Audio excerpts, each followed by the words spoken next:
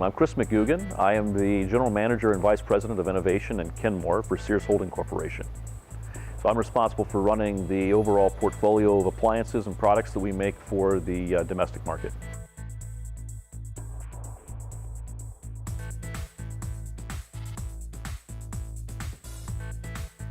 So which product I think will be the most interesting for consumers today in the market space? I think the smart home is an interesting space today. Obviously, if you ask me, I make appliances, so I'm pretty excited about those devices. However, I don't think they'll be the most exciting for consumers.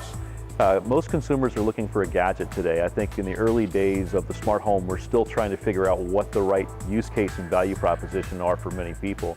So today, most people are entering the market on the notion of home automation or home security or home monitoring, and those seem to be the products that folks are most gravitating towards today. However, when I think about it from the durables perspective, I think we can bring a greater peace of mind to owning a large durable if we start to change the way that consumers interact with them and the way they're serviced and maintained.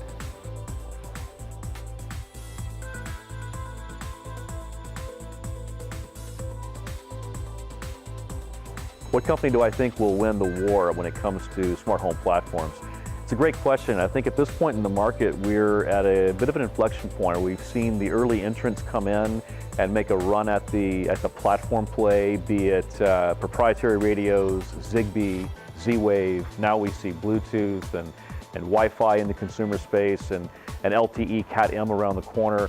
I think we're kind of too early to predict who the winner will be in the platform play. I think that is a great question and one that we're going to see play out over the course of the next 12 to 24 months.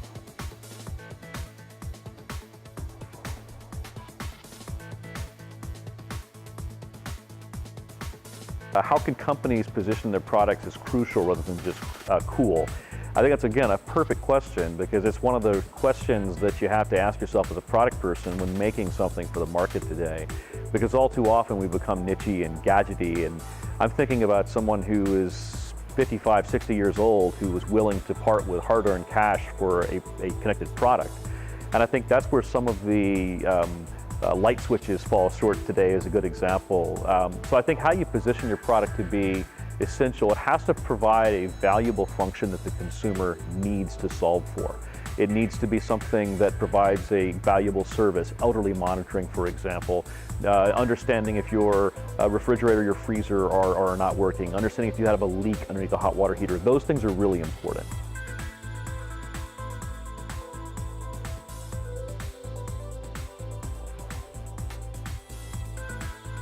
Will consumers ever see smart homes as essential?